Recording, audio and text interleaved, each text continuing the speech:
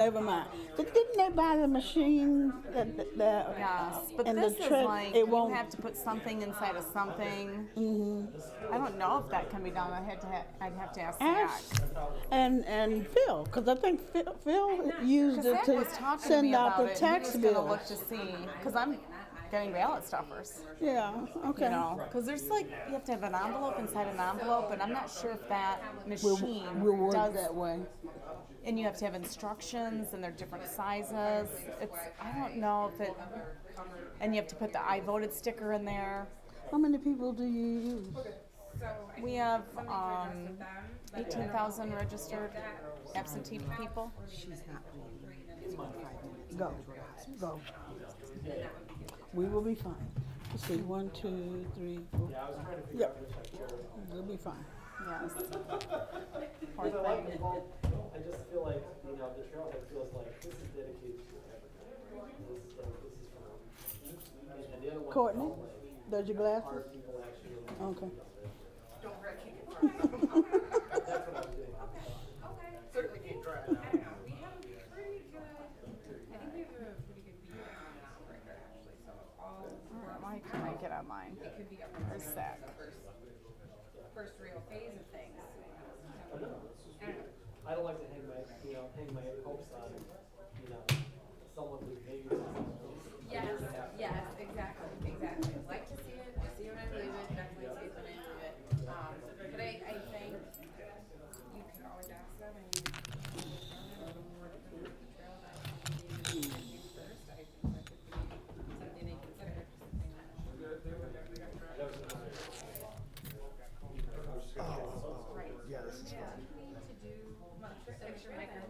Oh, I did that. Oh, you did? Okay. I was like, I have a mic before, I forgot. I did that. Thank you, Sam. Thank you.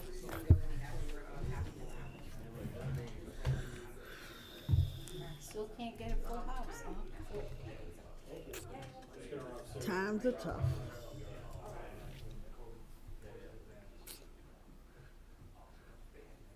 Good evening.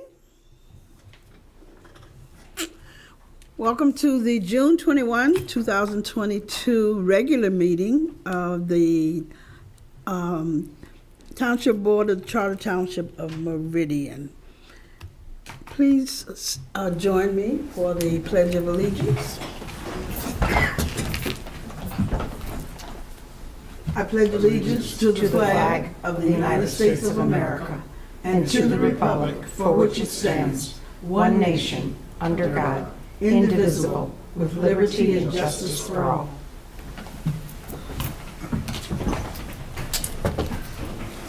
Mr. Lemaster, would you please call the roll? Supervisor Jackson. Here. Clerk Guthrie. Here. Treasurer DeShane. Here. Trustee Hendrickson. Here. Trustee Wilson. Here. Trustee Wazinski.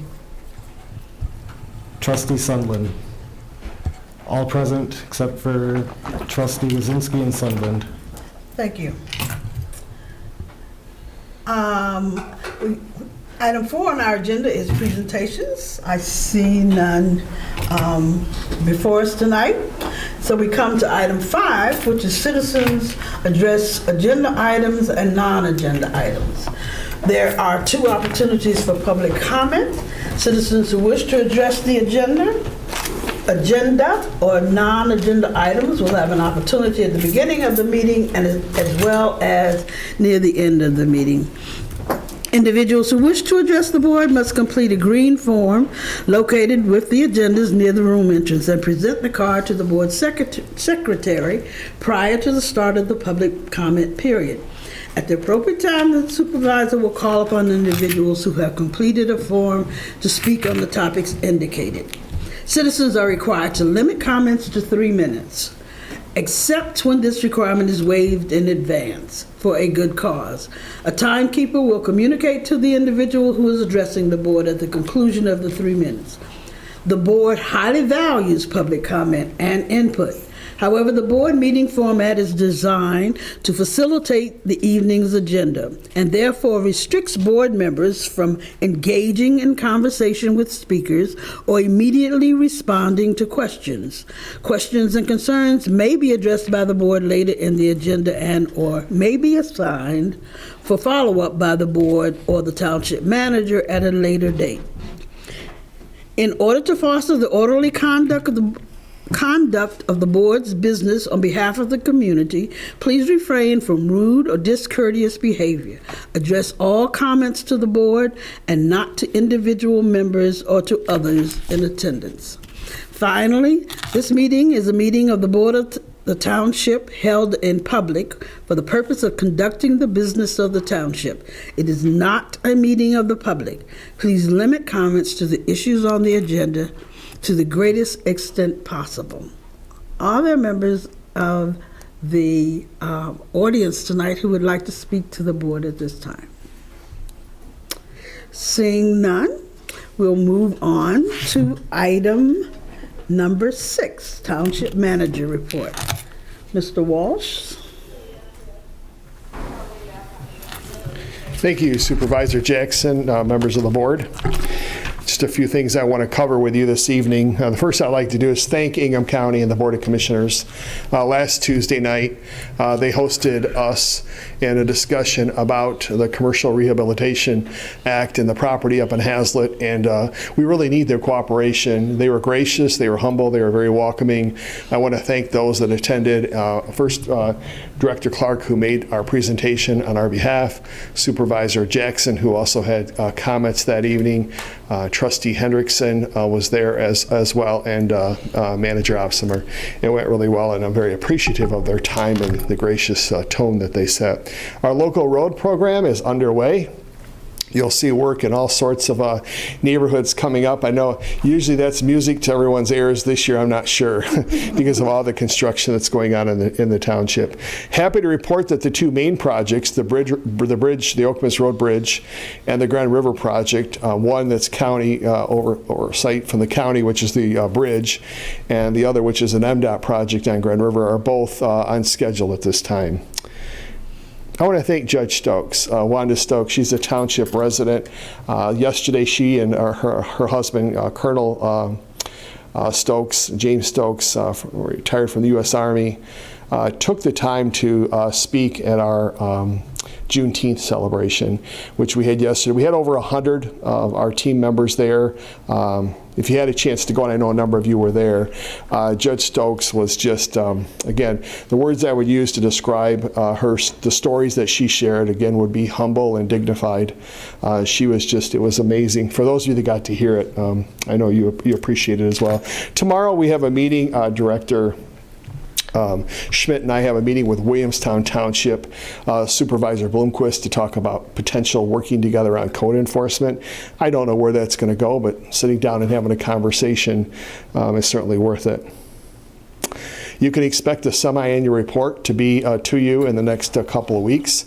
It's due from the staff on the 27th, and you should receive it just after the 1st of July. Of course, the end of our half year is June 30th. Believe it or not, we're going to be halfway through 2021. Or 2022.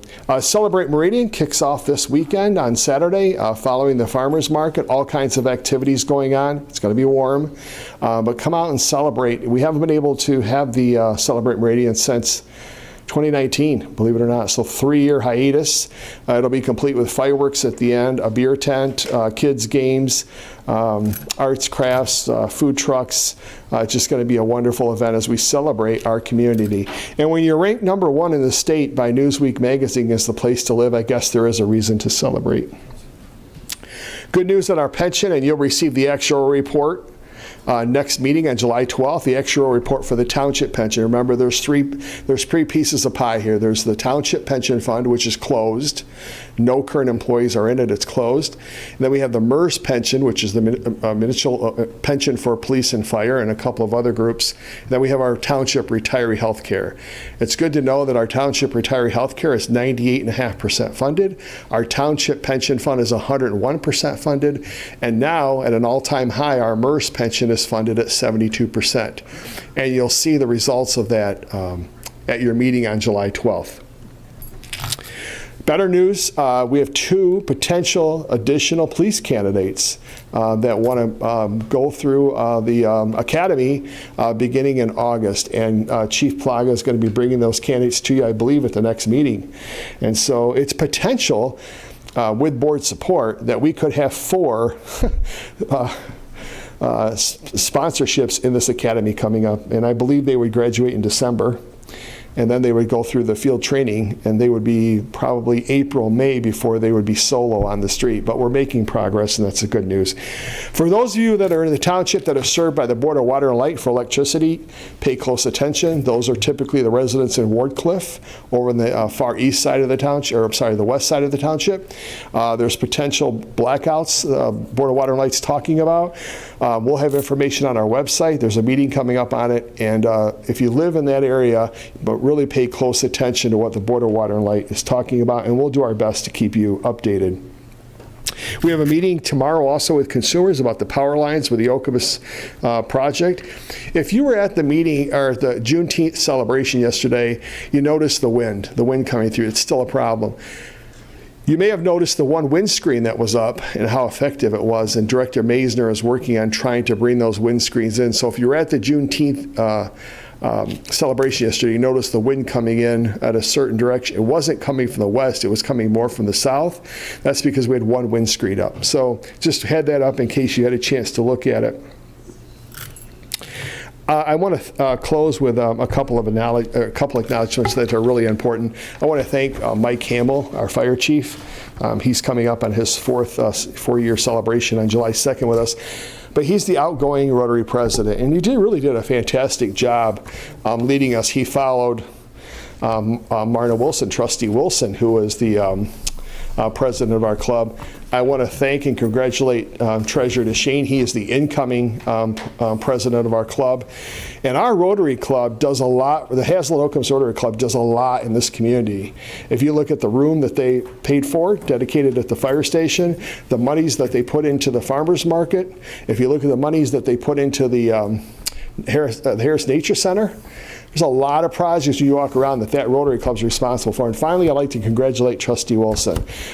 Out of our club of 50 members, every year we get to nominate one Rotary hero, the person who really exemplifies service above self.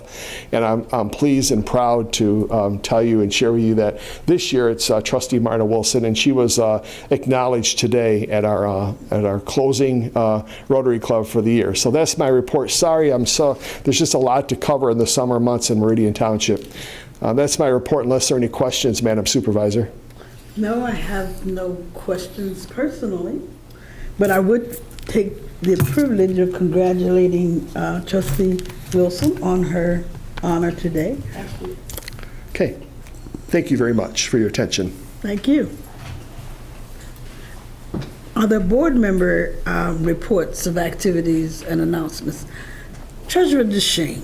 Thank you, Madam Supervisor. A couple of quick announcements. Last week, the CATA board met.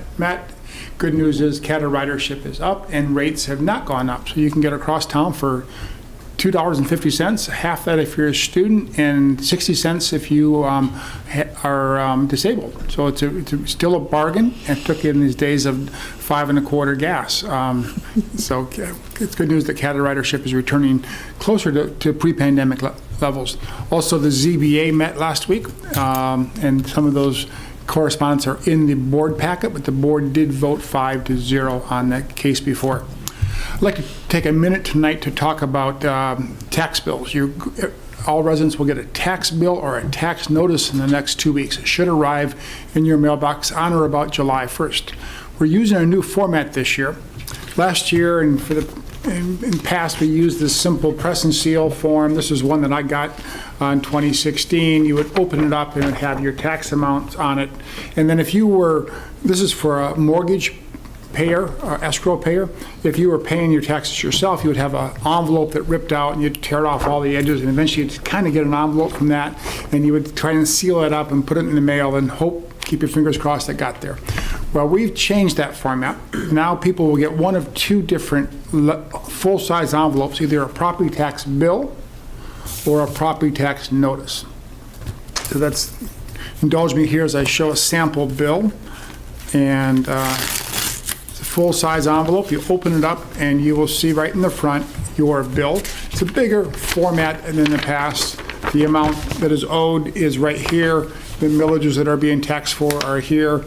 Other information to the left says in several places that postmarks are not allowed. We have to receive it by the due date for summer taxes, which is September 14th. On the back, we've got information on paying online or dropping it off at the township. Also important information on personal property tax, as well as property tax deferrals for certain residents who meet income and other special qualifications. So tax deferrals are available for some of our residents. So that is the bill you'll receive. When you're ready to pay it, you simply fold it over. It's pre-perforated, and you can tear it off and return it to the township. In the envelope, as well as a regular size return envelope, pre-addressed for the township. And so you pop that in there with your check or money order, drop it in our drop box out front, or put it in the U.S. mail, and we will get it a few days later. Now, it's not next day as it used to be. It can take up to 14 days. So if you're going to mail this in to us, do it by September 1st. Or drop it by anytime you're in the area in the white drop box out front, or bring it to our counter, and we will process it then and give you a receipt if you would like one at that time. If you are an escrow payer, that is, if your mortgage company is paying your tax bill for you, you'll get a slightly different envelope that will say property tax notice included. Not bill, but notice. And you open that up, as I am here with my improvised letter opener. And the tax notice looks a lot like a tax bill, but it does say notice rather than bill, and all the other information you saw on the first one. It is also perforated, but do not send it in to us. Your mortgage company will be sending us payment as you count on them paying for you every year. What's not included in this envelope is a return envelope, because there's no reason for us to send you a return envelope if your mortgage company is paying for it.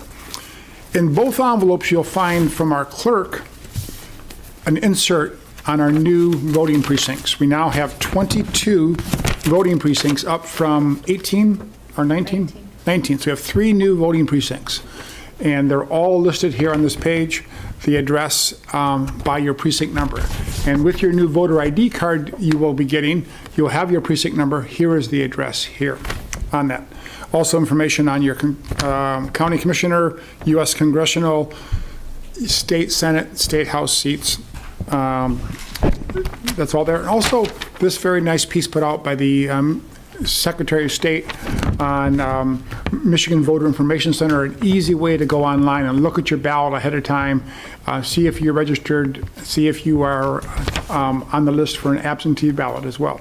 So this will be included in all tax bills. It has nothing directly to do with your taxes, but it's included because it cost us nothing more to include that with your tax bill, and this is valuable information. We thought the taxpayers would like to have information as well on their voting, because our residents pay their taxes very well. 99+% pay them on time, and also our residents vote in a very, very high percentage. So it seems to make sense to combine the two things together and save the expense of the clerk having to mail this out separately to every taxpayer.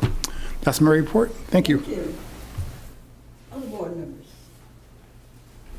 members? Trustee Wilson. I just wanted to comment that we had a wonderful opportunity this weekend to celebrate Juneteenth with a number of different activities that went on, and I took advantage of that and went to the Sunday service with Reverend Marvin Williams from Trinity Church, who spoke about the slavery and emancipation and about the spiritual songs that led people to move north from the south and what those songs meant. It was inspiring. And then I joined Supervisor Jackson for Sunday supper, and it was great, wasn't it? Very good, yes. So that was great. And then we had the follow-up of the employee picnic yesterday to recognize Juneteenth, and I know you were there, and Phil, and I was there, and Scott, and it was wonderful. So thank you for all those opportunities. I want to point out Director Clark was head of that committee. You did a fabulous job. So I would like to see this kind of energy go into this next year. Thank you. Thank you. Other board members? All right, then we come to approval of our agenda. Treasurer DeShane. I move for approval of the agenda as presented. Support. Trustee Wilson supported the motion. Any discussion? All in favor of the motion, please say aye. Aye. Opposed, nay. Chair votes aye, and the agenda is approved. Come to the consent agenda, which includes communications, minutes of the June 7, 2022 regular meeting, and the manager's bills. Trustee Hendrickson. Thank you, Madam Supervisor. I move the consent agenda as proposed. Support. Supported by Trustee Wilson. Any other discussions or comments? Then, Mr. Lemaster, we'll have a roll call vote. Supervisor Jackson? Yes. Clerk Guthrie? Yes. Treasurer DeShane? Yes. Trustee Hendrickson? Yes. Trustee Wilson? Yes. Motion carried 5-0. Thank you. Next on our agenda are our action items. Item 12. Item 12A is Ordinance 2022-10, decks and planned unit developments. An introduction. We'll hear from Mr. Director Schmidt. Thank you, Madam Supervisor. Board saw this at their last meeting and generally had no problems with it. One question was brought up by Trustee Hendrickson. The areas we might see this being used in. The two areas we know of off the top of our heads, because we actually already have applications from them, are the Wildwood Lakes area, so south of Bircham there, just to the east of Park Lake, and conveniently also off Park Lake, the Greens and Walnut Hills. We also believe that there are a couple of neighborhoods around Lake of the Hills that may fall under this specific provision. We haven't gotten a formal request from them, but looking quickly into the condominium paperwork on them, we believe that they would also benefit from this. So again, very small, weird little problem, but it will definitely help out a certain segment of homeowners dramatically going forward in terms of being able to replace their decks. So staff would recommend approval of this, and we have provided you with a resolution to introduce the ordinance this evening if you so choose. Okay. Board members. No. Trustee Hendrickson. I just want to take a moment to thank the staff for putting this together for us and for answering my question. I'm sure that the residents of those areas will be pleased, should this pass, that they are able to build decks without having to go through an incredibly difficult process involving a lot of red tape. Anyone else? Mr. Schmidt, may I ask you to speak a little bit about the specific issue that this is addressing? Yes, ma'am. I found it very interesting. I had not thought about the building envelope issue in a planned unit development and how that motivated this change and this addition of some flexibility in making adjustments there. Yeah, so fundamentally, these were structured, the legal documents that establish these are general condominiums. So you have general condo where you generally own the building, and a site condo where you generally own the land and the building. So in a general condo, you establish a building envelope. And in the case of early condos, when Michigan was first starting to do this, it was often just the building, the square of the building, not thinking through porches and decks and driveways and all the other things that eventually got us to site condos as a state, because that became a little more flexible from a homeownership perspective. Mm-hmm. So anytime you change those typically under their underlying approval, in our case a PUD, in other communities it would be another thing, you are changing the open space because you're adding to that box. And so that is typically a major amendment to the underlying approval because it's changing the open space, which is why you had adopted these ordinances to begin with, to preserve open space. So what this does is it allows us to take into account those extras that you often see with a home and give them a little flexibility because it's already there. We know it's already there. It was added on as part of the original condominium. It just wasn't taken into account. What if we ever have to change those? Okay. Thank you. So what is before us is a motion to, approving the introduction of a zoning amendment. Treasurer DeShane. I too support this ordinance change, and I'll make the motion I move to adopt the resolution approving for introduction zoning amendment number 2022-10 to amend zoning ordinance of the Charter Township of Meridian at section 86439 to amend the standards for enlarging decks in planned unit developments. Support. Supported by Trustee Wilson.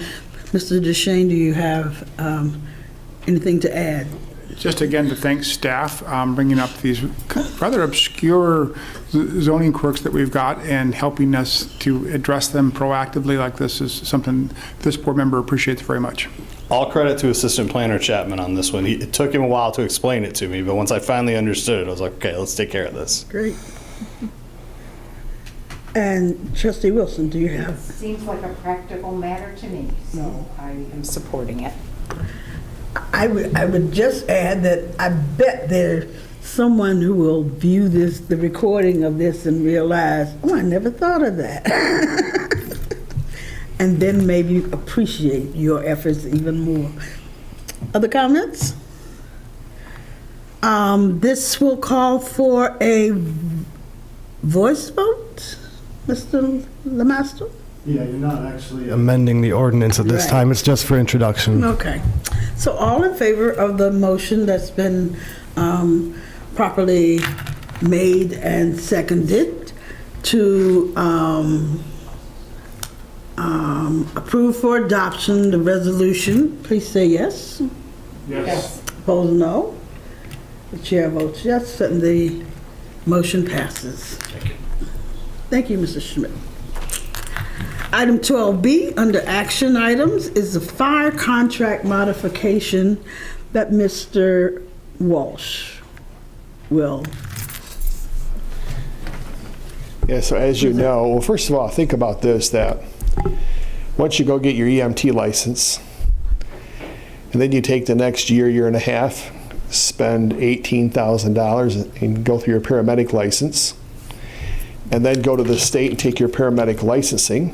Once you get through all that, you come and you get a job, and you're responsible for the young child who's found in the pool unresponsive, for the person who's gone in cardiac arrest at the Court 1, and on and on. Think about the responsibilities after you go through all that schooling, and what responsibility, not even getting into the burning building and who's inside and all of that, but think about the responsibility that comes with being a paramedic firefighter. It's daunting. Tonight, as you know, if you rewind the tape of 3 months ago, 2 months ago, recruitment's a difficult thing for all communities right now, not just in Michigan, but nationwide, for paramedics and for police officers.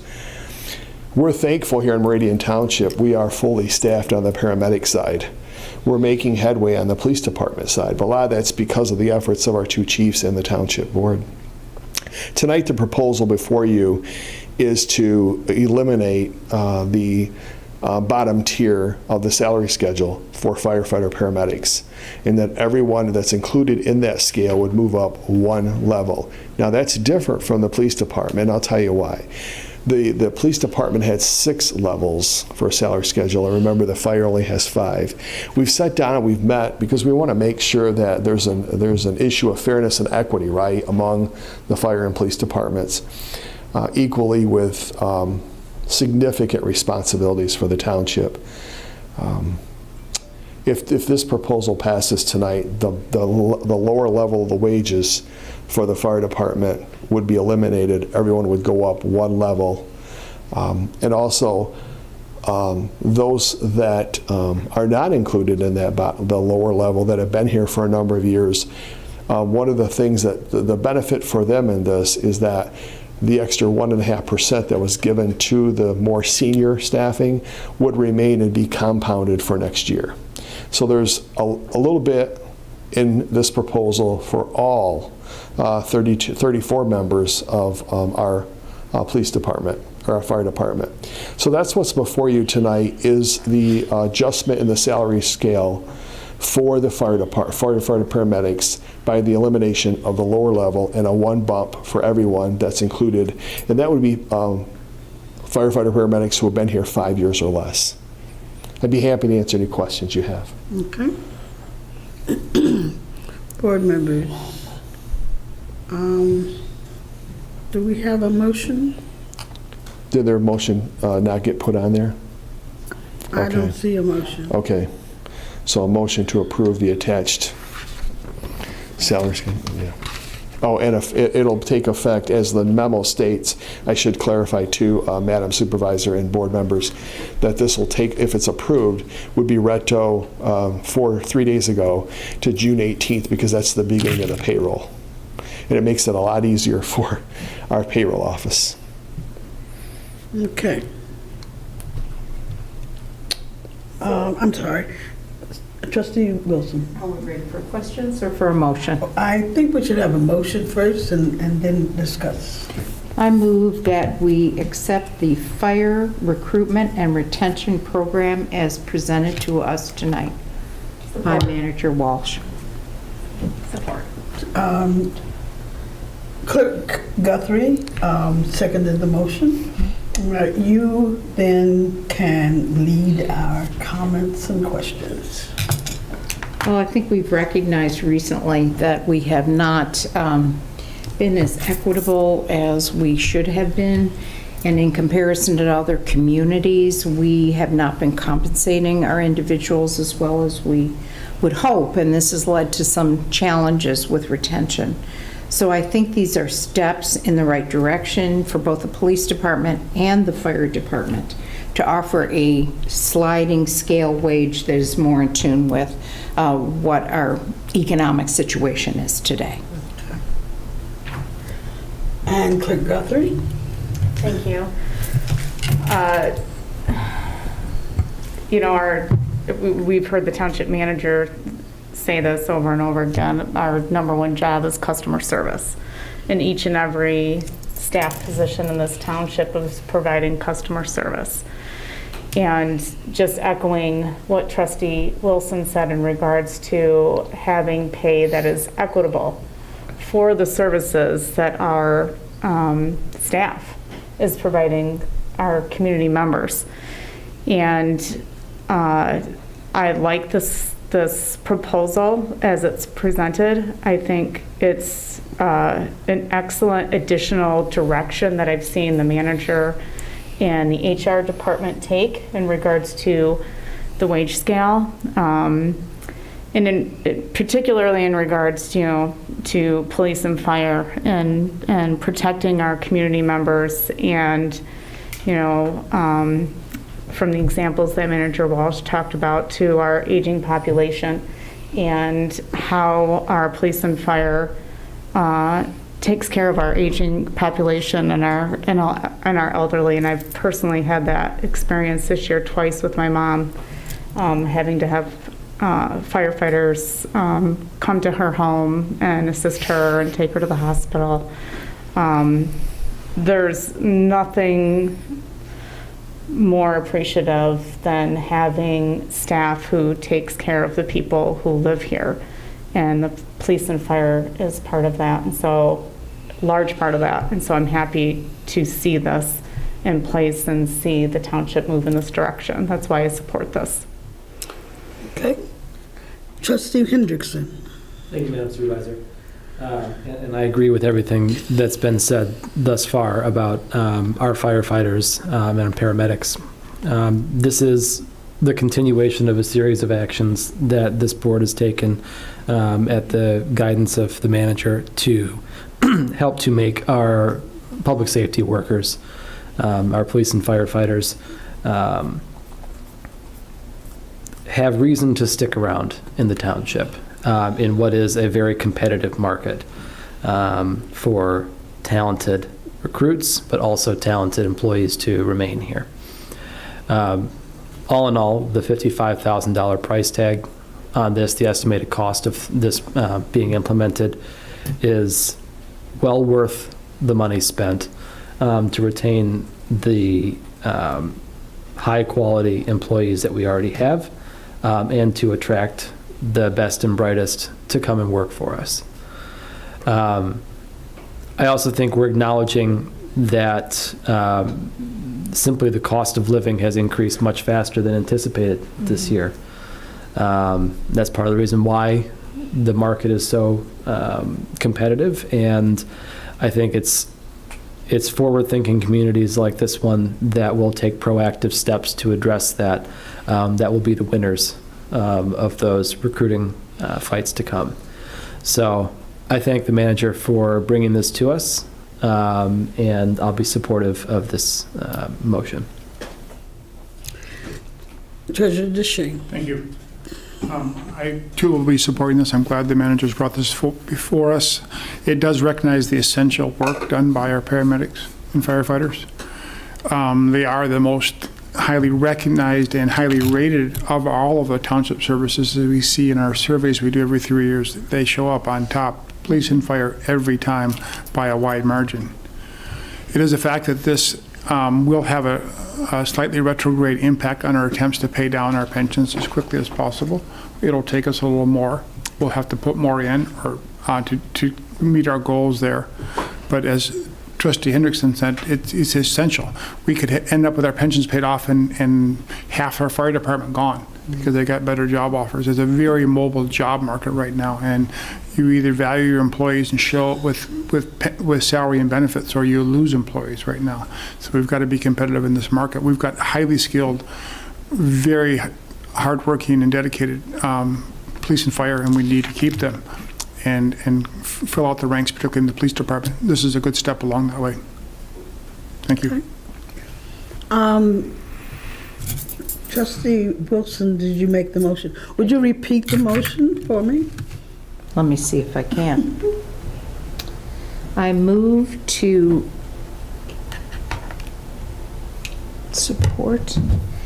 I move to accept, what's the word, what's the verb I need? I think what you said is I move to support the retention and recruitment program as outlined by the manager in the memo effective June 18th. That's what I said. Thank you. Mr. Lamaster, the motion was made by Trustee Wilson and seconded by, I believe, Clerk Guthrie. Clerk Guthrie. And I believe we need a roll call vote for this passage. Clerk Guthrie? Yes. Treasurer DeShane? Yes. Trustee Hendrickson? Yes. Trustee Wilson? Yes. Supervisor Jackson? Yes, Motion carried 5-0. thank you. Thank you, and I really appreciate your support, and I know they do as well. Thank you. We move now to item 13, board discussion items. 13A is the mixed-use plan unit development number 22014-1621. No, I'm sorry. Let me start again. Mixed-use plan unit development number 22014 at 1614 and 16. That's not right either, is it? I'm not reading this correctly.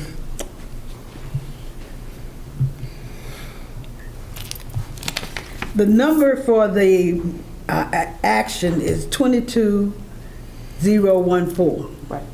The addresses are the other two numbers, okay. Item 13A, Mr. Smith. Madam Supervisor, I appreciate you stalling for me while I could get the site plan up on the screen. It's very kind of you. I will just go back briefly, and when I first was asked to consider coming here, this was one of the projects that I was most excited about because I've never known anything in the shopping center since I moved to Lansing. So this is a long time coming, and this is a great project to bring forward. So this is the redevelopment of the Hazlet Village Square Shopping Center, the remainder of the shopping center. So let me just briefly orient you here. And this is not the ideal scenario to orient you, but this is Marsh Road and Hazlet Road. The Pine Village project, which is now known as American House, is located just to the west. So this is the project, and in this view, Marsh Road is on the top. So we're now rotated 90 degrees. So the request in front of you this evening is a culmination of planning efforts by the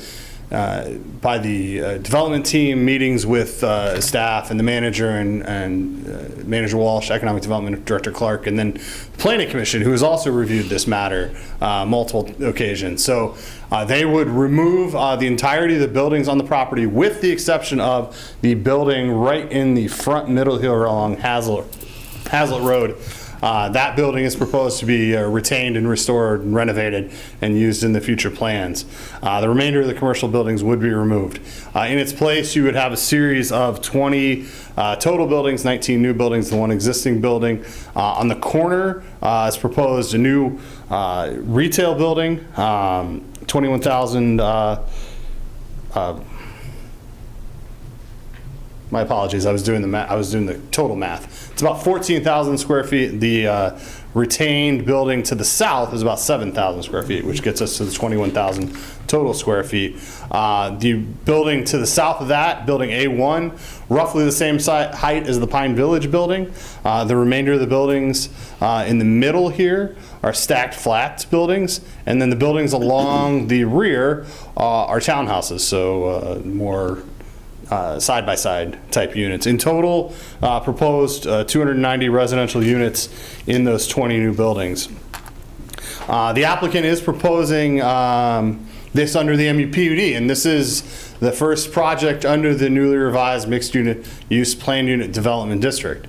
And so there is a whole new series of amenity requirements that I will briefly discuss for you, and that Mr. Senior Planner Shorkey has outlined in his memo. So, as you may recall, there is a requirement that there is at least one Tier 1 amenity for any project that gets to a certain number of waivers, which in this case they have reached. There is also a requirement for that only one Tier 3 amenity can count towards their total. So in this case, they are requesting waiver for a setback along Hazlet Road, because we are, again, trying to push closer to Hazlet and Marsh Roads to be similar to the Marathon.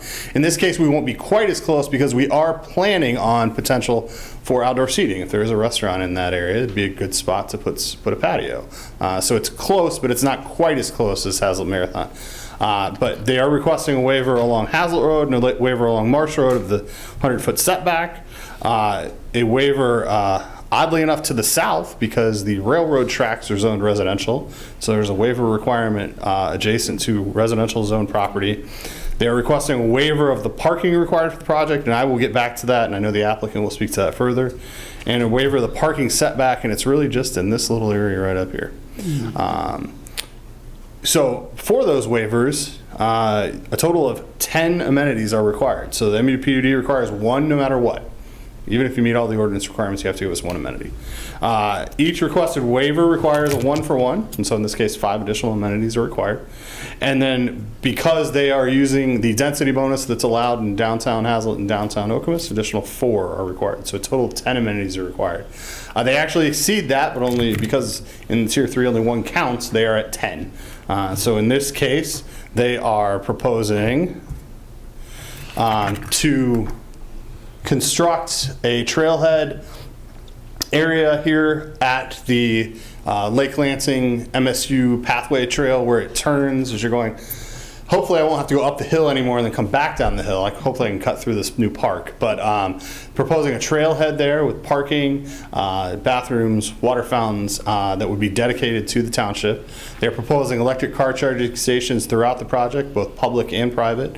They're proposing an outdoor seating plaza adjacent to the building that's being retained. What they're shooting for this building is a bit of a community space. And so there will be areas that are public, there will be areas that are semi-private. The use of the space to be determined, but some sort of a community commercial use to bring people in. Give Hazel a place to gather. As Director Clark has told me, we need something other than the chicken shop that's coming, which I'm very excited about. And lastly, they are meeting one of the items that I think I pushed for to try and make sure we included, which was the no more than 50% of any one dwelling unit type, because what we need is a diversity of housing options, and they are doing that in this case. We do have a few studios, which are not huge in this market, but a couple, and then we actually have some 3-bedroom units coming in now, which are good, a larger family that's not quite ready to buy, but this is an opportunity for them to get into the Hazel School District, and then traditional 1 and 2 bedrooms in the middle. The bottom tier amenities, of which only one count, but I will point out what they're proposing. They are well in excess of the green space requirement that's proposed. They are proposing low flow plumbing fixtures, wireless access points throughout, and decorative lighting fixtures throughout. So they are really meeting the intent and going somewhat above and beyond what is required under our revised MUPUD ordinance. The only thing I really want to touch base on in any depth here and give them an opportunity to speak and then obviously answer any questions, I just want to talk about the parking briefly because it's something that came up at the Planning Commission level and staff has looked at extensively. They are requesting a fairly substantial waiver of the parking requirement. Our ordinance actually requires 834 parking spaces, and the applicant's requesting a waiver of 352. One of staff's goals for the year that we will be reporting on in the semi-annual report, that you'll see in the next couple weeks, tie that in there, is updating our parking standards, because I think we've all had the moment where we realize, wow, we require a lot of parking for certain uses. This is one of those uses. Our residential parking standard is very high, especially in comparison to surrounding communities or just other projects in general. The applicant will speak to this further. They're very comfortable with the parking percentage that they have in terms of the ratio of units to spaces. They've also provided and can speak to opportunities if they needed to, areas where they could add some, it's not a huge number, but it's not an insignificant number. If they needed to add spaces and they found that there was a shortage of 30 spaces, they could find those on site relatively easily, and so that is what's in front of you this evening. We have notices are officially out now for the public hearing on the 12th, which thank you again to the Township Board for scheduling that sort of in advance and a little out of order. We actually kind of like doing it in that order, or we may start doing that in the future, but it worked very well in this case, so we appreciate that. But I will turn it over to the applicant, if that supervisor's discretion, to speak further to the project. Yes. First, if you would give us your name, address again, Sure. and your comments. I'm Mike Bosgraff, 873 South Shore Drive, Holland, Michigan. I'm pleased to be here today with our development team, which is Chad Koster from Paramount Properties. Chad and I are lifetime friends, so that brings us back about 50-something years. We've also been business partners for well over 30. We have Mike Corby, who is our lead architect from Integrated Architecture. We have Greg Petro is not here today, but he is local civil engineering KEBS. He had his daughter's honors convocation Hall of Fame tonight, and we said that sounded more important. And then we have Dave Van Haren from Triterra. He's our brownfield tax credit expert. Before I turn it over to Mike to kind of go over a few of the things, I too want to thank administrative staff. We are probably in 15, 16 different townships and cities with different projects. And we've been working on this project for about a year. And staff has been incredibly professional. Tim and Amber, when we get into these projects, it's hard to guess what everybody wants. And it's nice when we get good feedback, and the Planning Commission did a great job of giving us feedback, and I think we've honored that, and we've consistently brought plans back that have honored that feedback where reasonable, and we've also brought plans back that I think Tim and Amber thought were hitting the zoning, and we didn't have to do a lot of guesswork, which sure takes a lot of work off our plate. So I need to tell you that we do appreciate staff. They did a fantastic job. We do have a lot of work into this, and we think we're bringing a very nice project to you. We're excited about the timing. I don't think our timing could get much better. The market is strong. The market's strong for this type of project, and we're excited about the timing for it. We're excited to get going as soon as we can. I think I can turn it over to Mr. Corby, and he can give you a few highlights. Okay. Mr. Corby.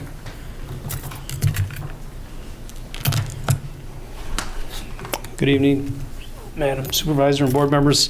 Again, I want to echo Mike's sentiments to staff.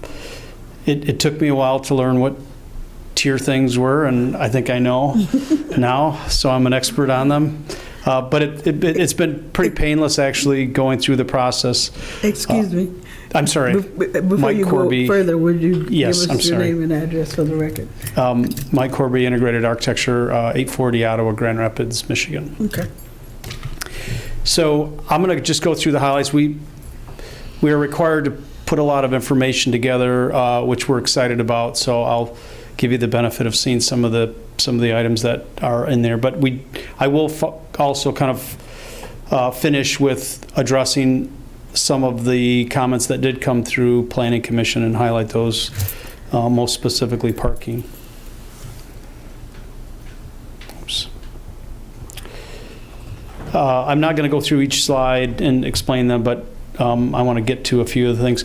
The basic attributes of the project are very important. The development team that we're working with really wants to look at not just how to bring housing into the community, but to bring a housing type that really kind of speaks to community. So a lot of emphasis on walkability, and that goes to how we position buildings in relation to, both sidewalks and vehicle circulation and things like that. So you can see that the streetscapes are, even though this is a 289 unit development, you as you travel through, it's a familiar and comfortable kind of experience. You've got front yards, we've got porches, we tried not to have it where you're driving through large parking lots. We put parking areas kind of behind kind of those avenues that we want to emphasize for pedestrian.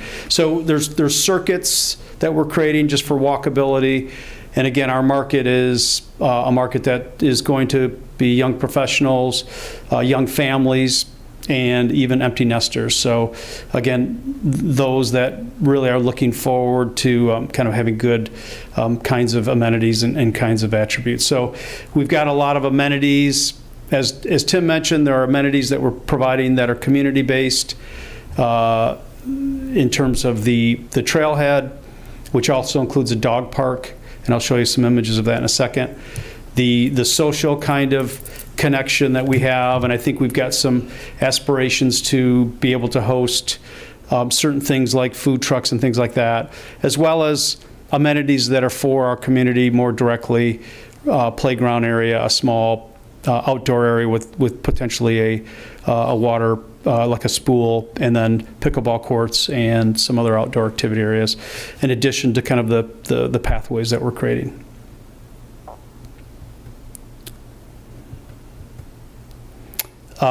Building I, which is the building that will be renovated, will be, as Tim mentioned, repurposed. It will be kind of a community gathering space, so there'll be space that will be able to be a venue for activities that will be available to the broader community, not just the residents. As I mentioned earlier, the potential food truck capability. We're also planning to provide drive-through capabilities for both Buildings I and Building H, which is on the corner. We would really like Building H, which is the corner building, to be, we're really looking for the right kind of user for that, whether it's a restaurant user or retail user or a combination. We do want to put activities on the corner, which is a little bit different than the neighboring corner where they kind of put the back end of the building. We'd like to kind of open that up and have more activity visible from the corner. The dog park and trailhead, as Tim mentioned, it will have restrooms. We'll also have a bike repair station there. We'll have water, the dog park itself, and then there'll just be casual areas to hang out. So it will be truly a park.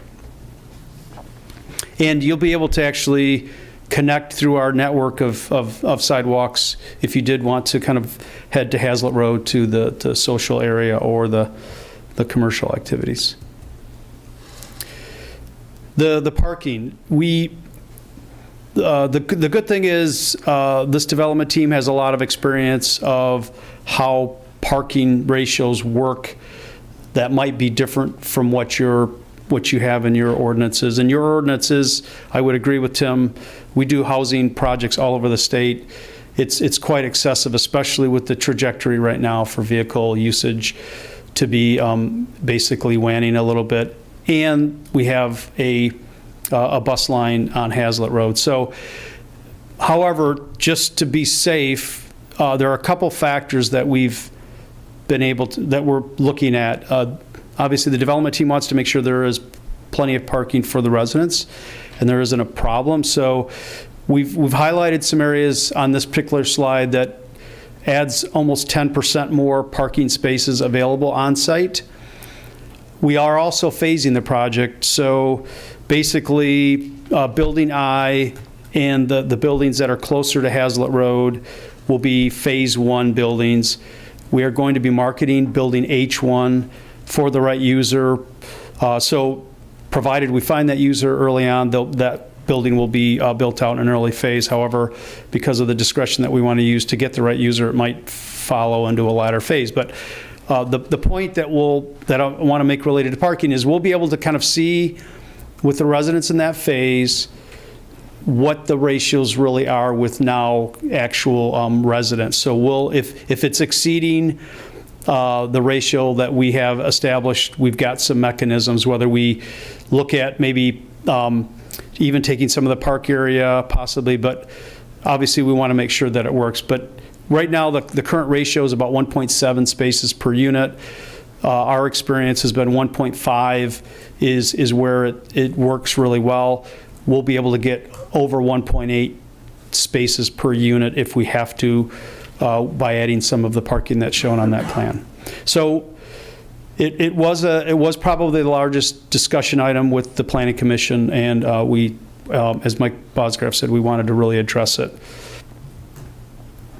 I'm not going to go through these details, but again, the MUPUD has a lot of information that's required relative to the building architecture, which is going to be fresh and contemporary, and but also we feel on the housing side properly scaled. So we've got the larger, call it more urban architecture along Hazlet, and then as we move into the site, we've got smaller scaled buildings, and then as we get closer to the interurban and the back of the site, we've got townhouses with garages.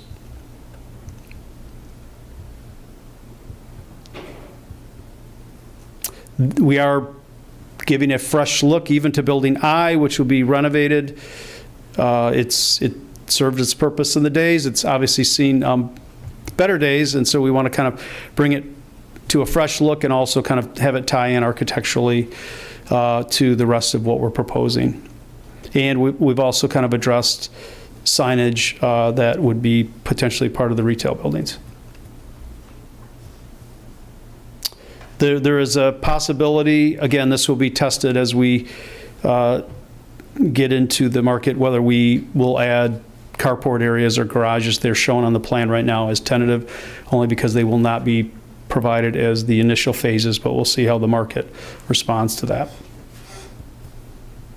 We've shown floor plans for reference. Again, these are very well developed layouts that the development team has used in many instances, and a lot of focus on access to natural light, livability, and really making the units as desirable as possible so that we can get residents and also keep residents.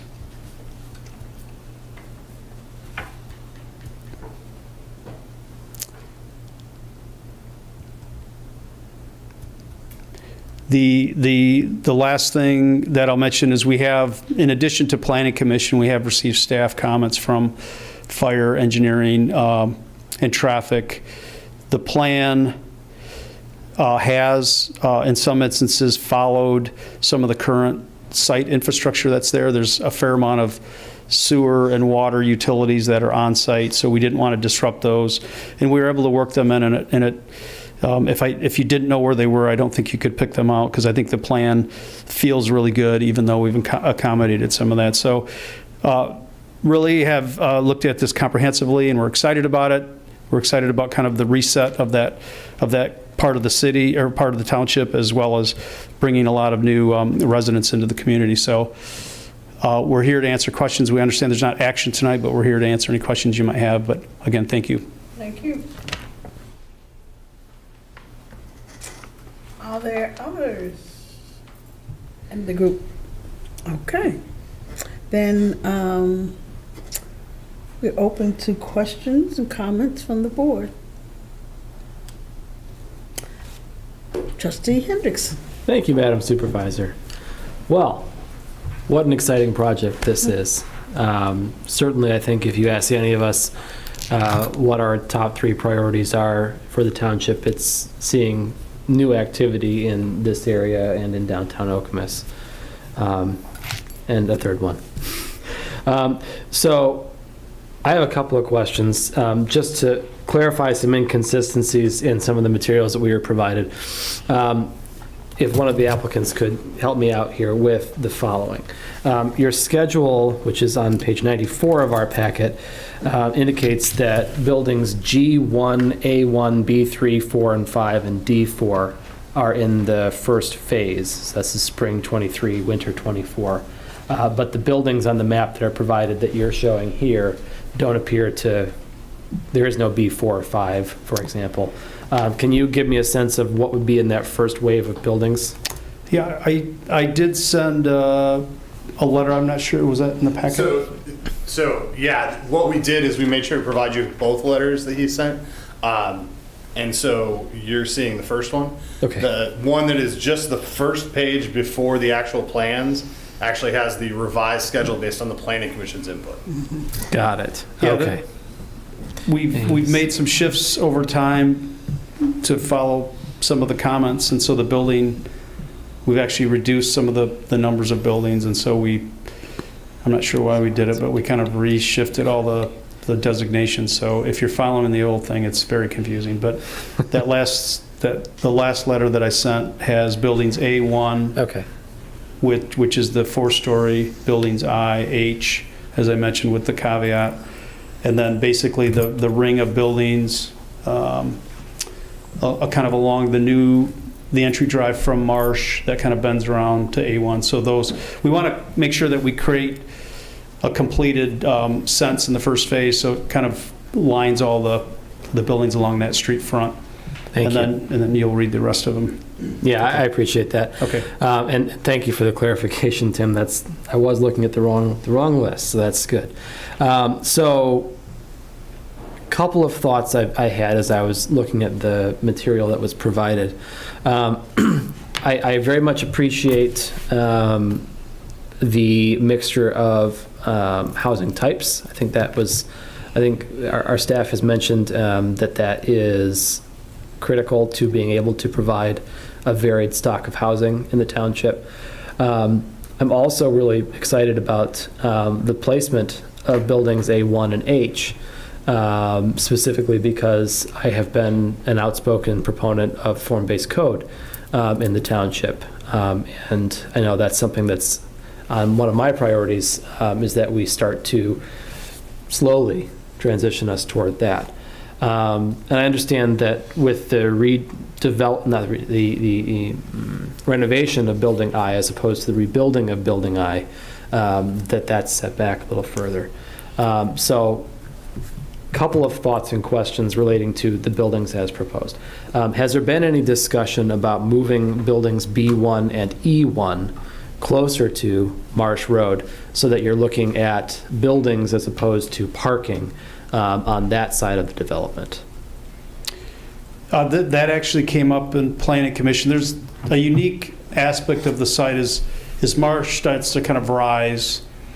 So there are two issues with E1. There's a utility easement going through where the parking lot is, so we can't actually build over that without disrupting it or moving it, which we don't want to do. But also the relationship that you have with the road there is kind of awkward because it's so high.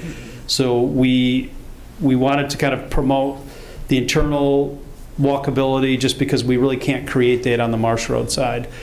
Building B1 is, again, same reason. The utility runs along the east side of the site there. So we actually did have building B1 closer to Marsh until Greg Petru said, you really can't do that because you've got a utility that you're disrupting. So, so it kind of pulls them in a little bit tighter so the internal circulation and the internal kind of attributes are a little bit enhanced, I think. Sure.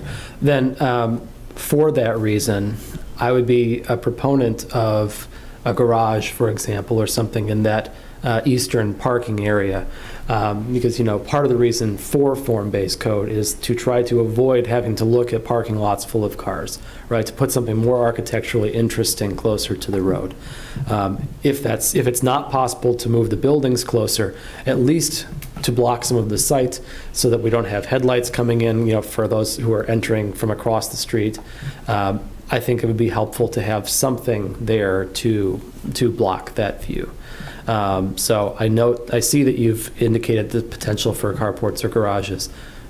Having had both, I prefer a garage, especially in Michigan. As you know, I'm sure that carports in the winter are challenges. So that'd be just my preference, since this is just a discussion that we're having. I'm sorry. Oh, go ahead, please. I was just going to say the other aspect of that particular side of the site is there are some fairly mature coniferous trees along there that will help.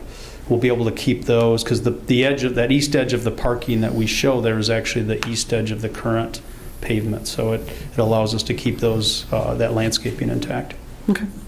And the other thought that I had, sort of the other bigger thought I had was the phasing of the amenities. And let me just say, having been a part of the adoption of the new ordinance to add the amenities in, so good to see it in action, right? This is everything that we had hoped for in terms of bringing these amenities into these projects. From a phasing perspective, I know that when we were in as we were talking through, how to implement this new ordinance, there was a lot of discussion of can we find a way to phase in the amenities as the project is being phased in. We fully support, these projects that are phased in getting to the end result. We don't want to end up in a space where you get through phase one or a developer, I should say, gets through phase one and the amenities are all in phase four and we're stuck amenity-less.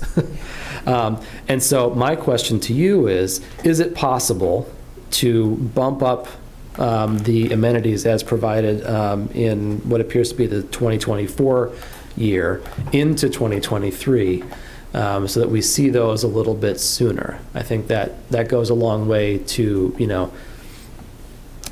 help me to know that, to ease my anxiety over the notion that it may possibly happen that these don't come to be. I can let maybe one of the developers, but we are, the biggest one probably that you're maybe referring to is the trailhead.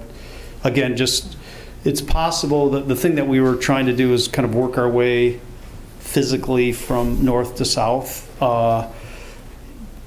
You bring up an interesting point. The trailhead could exist without it having to connect to the rest of the commercial amenities, at least in a short period of time. So it's possible.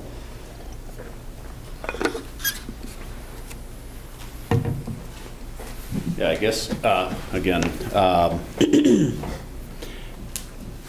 I think they're pretty adequately phased. The problem I see from a construction standpoint is that's all rolled curb, in front of this.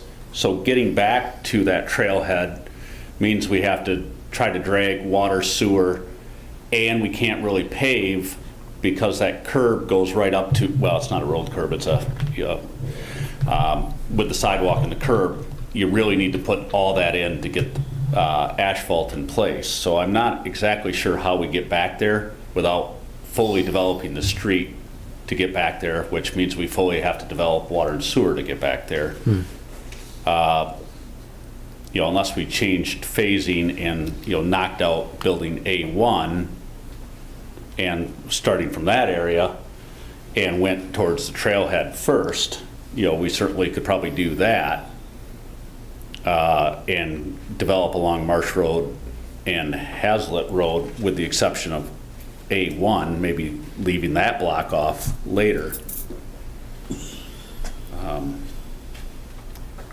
All the other, like the social hub will be an amenity that will be in phase one. There are some of the amenities that are basically going to be pervasive through the whole development that will be part of whatever buildings are built in phase one, like the street trees and the lights and things like that, and the electric car charging. So yeah, that's why I say the biggest thing really is that trailhead. So Okay. it's just phasing wise, it's more of a logistic issue. Is how do we get people back there? Because we want to have the parking available for the trailhead to make it worthwhile. So Yeah, and I appreciate that. And it's helpful to hear the unintended consequences that a request like that might lead to. I just want to make sure that, I'm trying to keep us at a place where, the township is everyone's getting what they want out of it. And so the other question I had is more of a technical one, perhaps that Tim might be able to answer, which is, should this move forward as presented and should this be passed eventually by the board?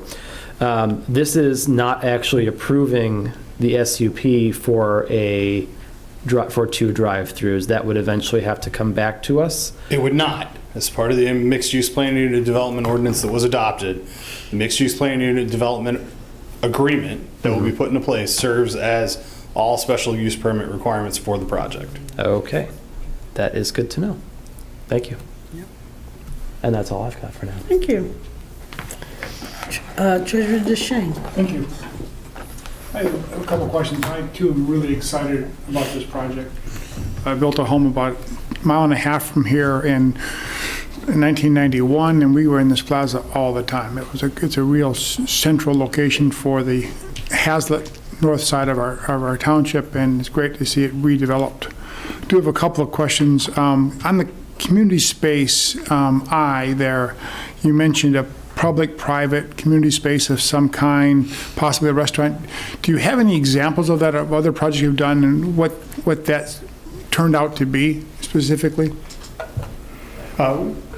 we're actually completing a project in Hudsonville. It's got a similar, it's basically an event space. So the idea of the food truck staging area is something that's becoming more popular and again, it provides for the connection for the vehicles.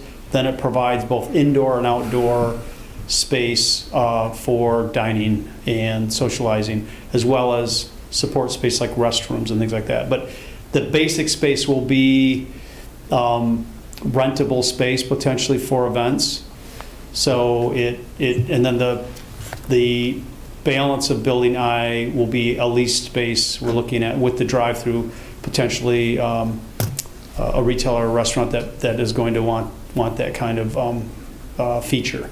So it's, in its rawest term, it's an event space for socialization and for plugging in either food trucks or just, somebody can rent it for an occasion or something like that. But it's not dedicated to just the residents. It's available to the general public. The things that are going to be specific to the residents will be the pool area if we create one, the playground, and there will be a fitness center in the building A1 that will be on the grade level facing Hazel, and then the pickleball courts in the park area that's basically attached to the pickleball courts. So the parking around I, is that included in your 1.5 spaces per unit, or is that additional parking meant for the event space? It's included with the understanding that with mixed use, there's usually kind of a coefficient that kind of takes the additive parking and kind of discounts them when you have a mixed use. So it's with situations, again, the Hudsonville one has a very similar situation where we've got, it's an event space. It will also be, in that case, we're looking at doing some short-term rentals as well to have that feature available for instance, guests of residents or whatever. But it does do the same thing where it kind of blends the parking ratios.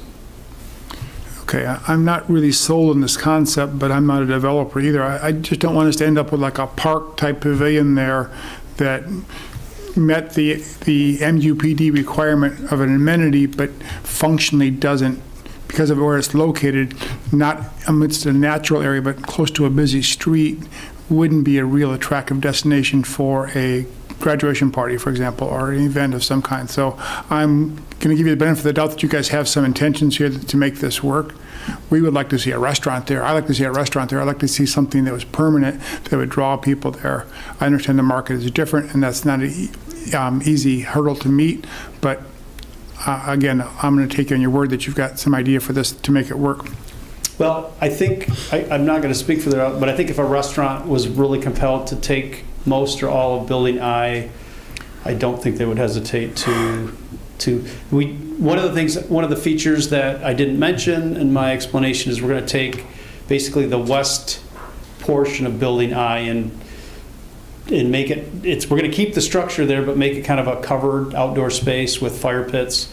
So I think we are off the road a little bit. The focus is going to be not on the road as much with that kind of a thing. But I think between the indoor space that we're going to have and the outdoor amenities and kind of the features we're going to have, I think it would actually be attractive for renting for events. Yeah, and I don't want to allude that it's a brew pub, but kind of get the brew pub kind of feel as you're coming to I, that, we have outside space with a canopy, the existing roof over it, that people, if they go to the food truck, can sit there. If they have a small party, they can be there. I think if we can get a real restaurant in there, we certainly would like to get that restaurant in there. The drive-through is important if you want to attract anything, any kind of coffee shop or anything, anything local coffee. We need that. When you look at H, now the reality is it's been vacant for a long time, and there's just not that much, it's like we're almost being forced into commercial, and then we're backing up and going, okay, now we have roughly 300 units that is going to certainly help commercial, and we haven't spoken to Little Caesars, but I could see the one tenant that's in there that's viable, could move up to that front building. But also if you look at H, the previous owner, commercial broker, I gotta imagine, approached everybody in the market trying to get, a pharmacy on the corner, tried to get a restaurant on the corner, tried to get anything on the corner, and failed. Now, the advantage we have is we're changing the dynamics of that community. We're bringing 300 residents. H could also, and I think you have a picture of it, you could think of that as being broken into 3 or 4 different uses, 3 or 4 different retail 2,000 square foot uses or so. It could be a small restaurant, coffee shop. we have about 10 years worth of motivation to get really busy on I and H right off the start. And so we need something to sell first. And as soon as we get approval, then I think we have marching orders that, go fill it up. And at that point, we have city staff that, is certainly going to help us with how that's going to work. Good, thank you. Overall, I also agree with the reduction in parking. We are largely overparked in this community, and I think the lesser number we will be able to live with. I think we may also, from the township's perspective, have a gift for these residents is that we may have our railroad quiet zone passed sometime in the next, manager is not giving me a number over there, but it's been in discussion for 6 years now, and we're getting closer to it, which would prohibit the railroads from sounding their horn as they go through that intersection, and it is loud. So anyway, that's our goal to improve the quality of life in this whole neighborhood and really all of Hazlet. Those are my questions. Thank you. Thank you. Trustee Wilson. I just have a couple of things that I'd like to ask about. The first is I like the fact that you're developing, excuse me, I'm falling apart here. I like the fact that you are developing H and I first to do that streetscape along Hazlet Road. That's going to pull the interest into your complex, and I think that's the way, that makes sense that you're starting it that way. Correct me if I'm wrong, but does not Marsh Road southbound start to rise about that E1 building? Is that where the laundromat parking was? I'm trying to get oriented as to where that is. It does start to rise. The one thing I didn't mention, but it's somewhat obvious, but maybe not, the curb cuts that we are showing will be obviously improved, but they're all in the exact same positions that they are today. So we were able to work them in. But yes, Marsh starts to kind of rise right after that curb cut there, the boulevard curb cut. And so that parking's not going to be very obvious because you aren't paying attention as you're rising up to go to the bridge. Correct. It's with all the discussions, I probably should have had an image of that in there because it is a little bit different than what you see in the two-dimensional plan. And separate issue, are you pursuing the Commercial Rehabilitation Act? Yes. Okay, good. And that it looks like that's on go. That's going to happen?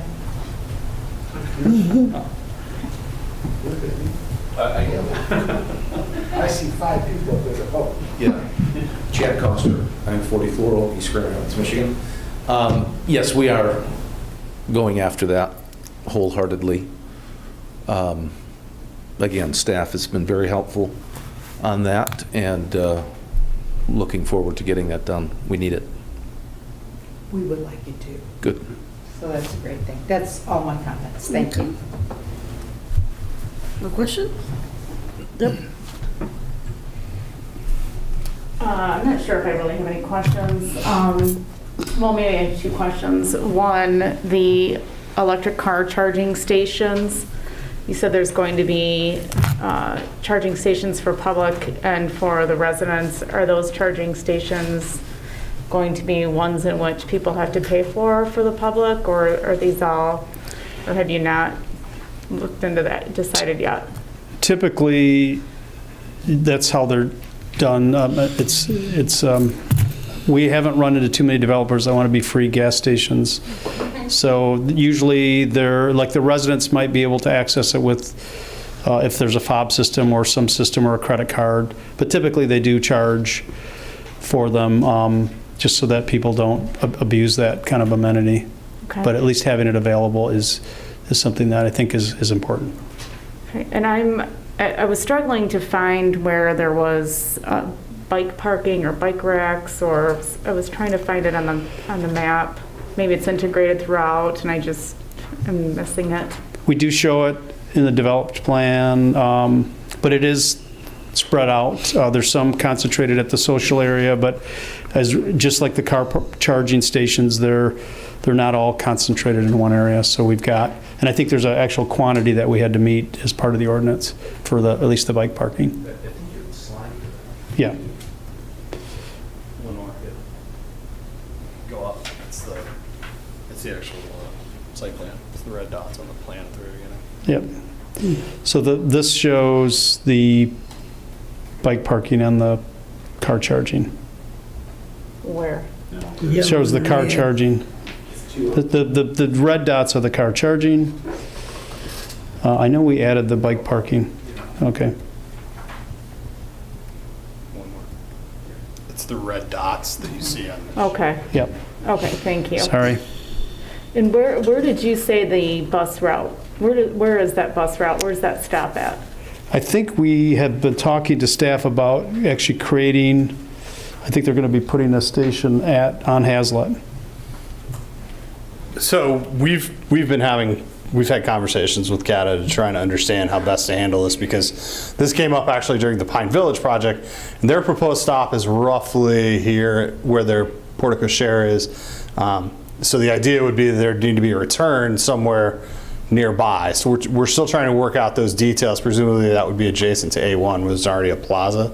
But this is obviously, CATA has to be able to justify moving their route, because there is not currently a route that would make that stop. So those conversations are ongoing, which is why they are not counting on it as an amenity for this project. Okay, and can you point the trail easement out to me, where that is?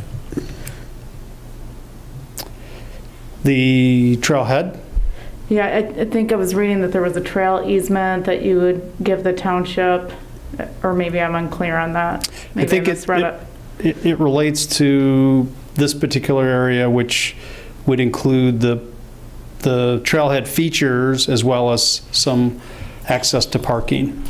So I think that how that gets exactly legally agreed to in terms of the relationship between the township and the developers, I don't think that's been resolved yet, but I think there's a willingness to kind of have that in terms of the developers is providing the space. How it gets transferred legally, we just haven't worked that out yet, but that's basically the area that we're talking about. So my understanding is that you're looking to build and then once it's built, the township would be basically managing it.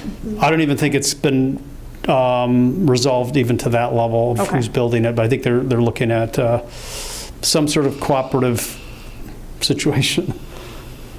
And then if you could go back to the page where the food truck's right there. Mm-hmm. So my son lives in North Carolina, and he lives in a happening apartment complex, and they have very similar pool, community space, upper level, and his balcony oversees all of this activity, and the food truck is down there.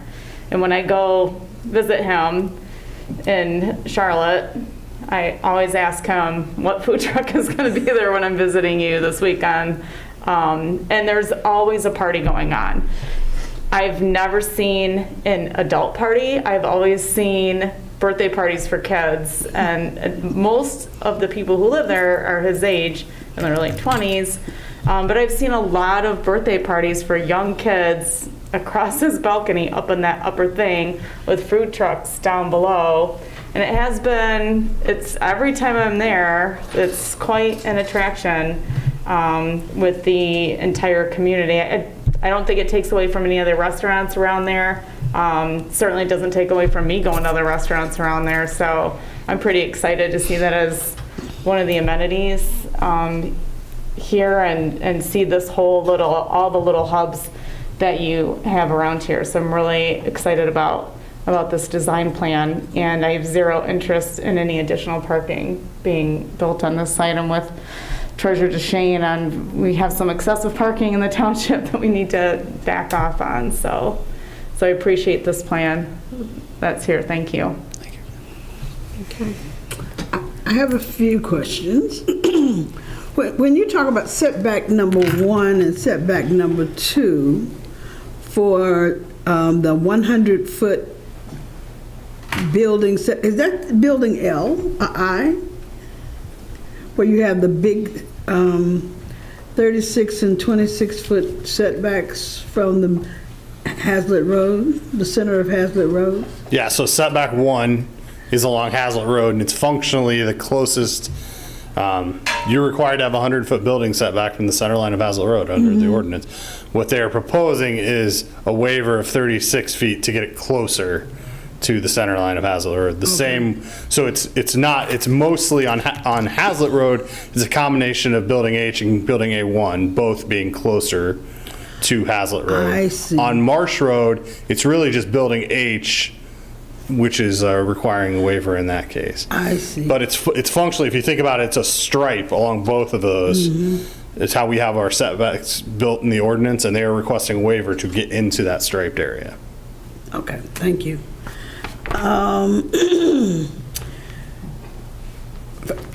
First, I would say I am impressed that you have included in your plans a LEEDs checklist to at least note consideration of LEED standards in your building and development.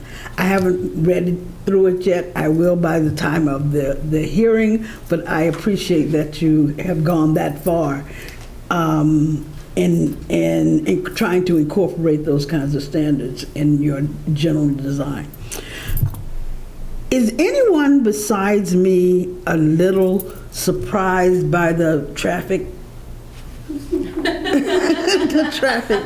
So this discussion came up at the Planning Commission as well, and it's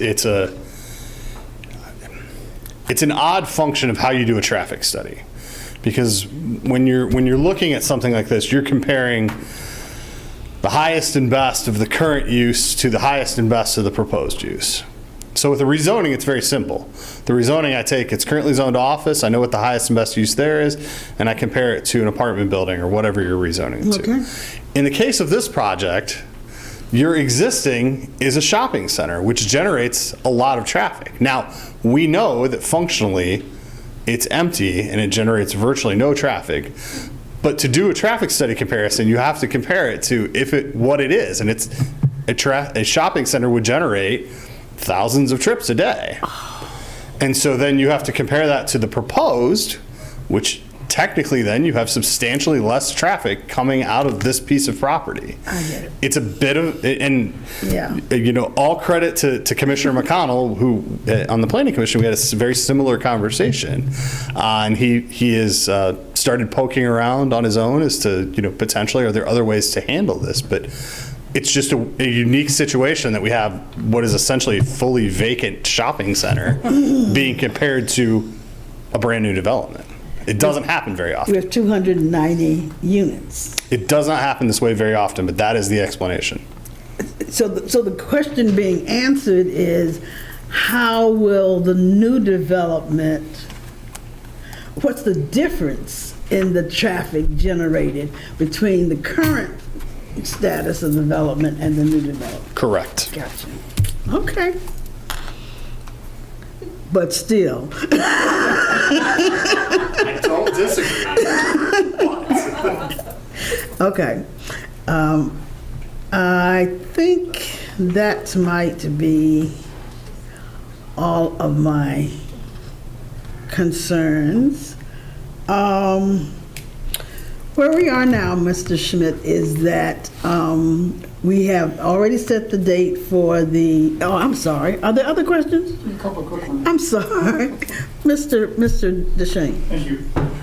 The square footage of the 1-bedroom, 2-bedroom, and 3-bedroom, is there a range for the sizes of those units at 1, 2, and 3-bedroom?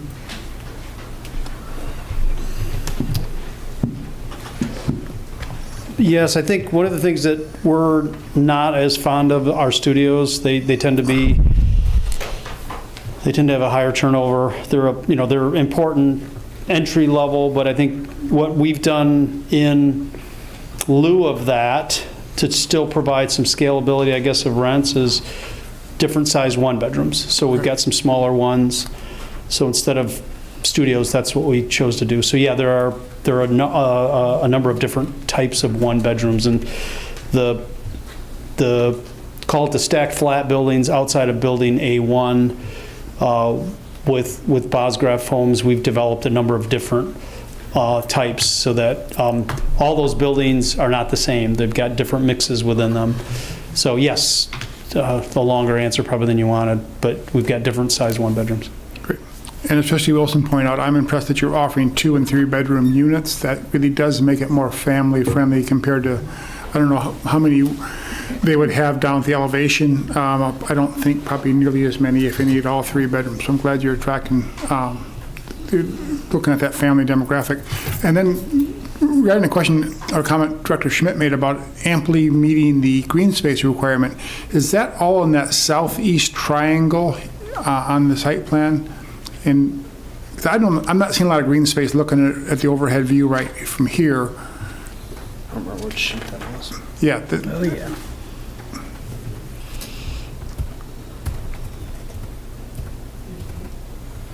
Oh, it's in the engineering set. That's right.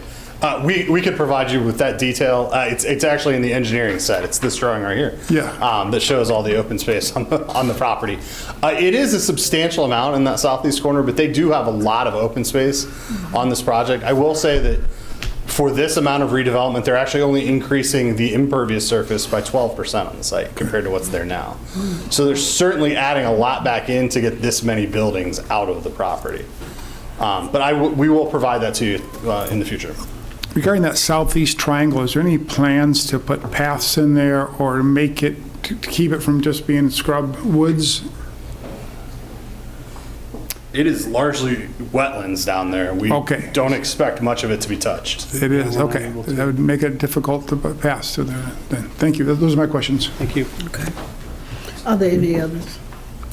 Okay. Mr. Schmidt, so now on the 12th of July, we will have our public hearing on this mixed-use PUD. Yes, ma'am. Is there anything anyone else would like to have researched or added to the description before then? Nope. We've got a few follow-ups. Obviously, if anything comes up in your review, in your detailed review, please just shoot us a note and we'll gladly ask Mr. Corby to follow up for us. Okay. Thank you very much. Thank you. Thank you, gentlemen. Thank you. The next item on our agenda is Ordinance 2022-11, Municipal Signage. Mr. Schmidt, I believe, is in charge of this issue as well. Apologies, I forgot my folder. This is a small piece of the overall sign ordinance update that the Planning Commission is currently working on. It was going to be a part of the overall package, and then Assistant Manager Opsimer got the municipal sign projects moving quickly, and so I had to catch up. And so what we recommended to the Planning Commission is splitting off this piece as a standalone ordinance. The Planning Commission sign subcommittee has already reviewed this and actually would recommend it. And the Planning Commission then took it up at its last meeting and recommended approval of this proposed change.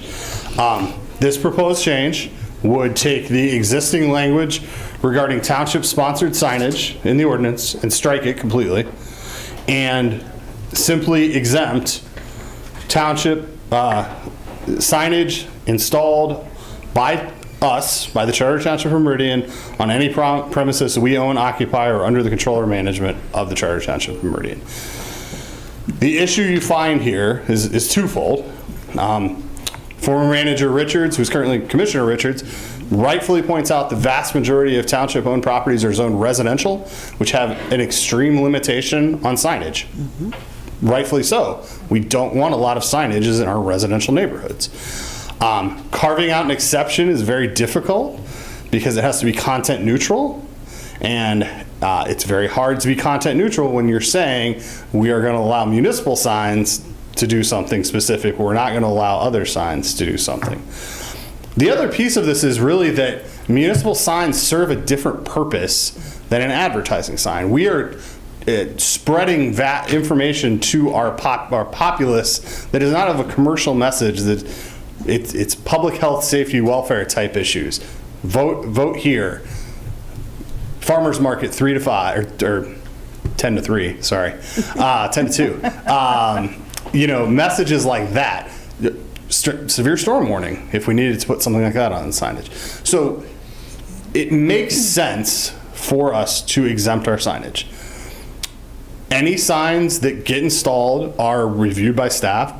The Township Board has reviewed this package of signage that is moving forward now. So it's not that we are all of a sudden going to have carte blanche to do whatever we want. This is still goes through a review process. We are exempting ourselves from the ordinance because we are doing things that are outside of what an ordinance would cover. And because functionally we have zoned all our properties residential. That's really the crux of this discussion. Be happy to answer any questions or discuss this further with the board. Okay. Mr. DeShane. Does the township wants to construct something, a small building, does the township get an exemption from our normal building permitting process? No, we require building permits for any work that's done. All the codes would apply? All the codes still apply. Same as if we were a private developer. So are there other areas in the township that you know of where we exempt the township from ordinances?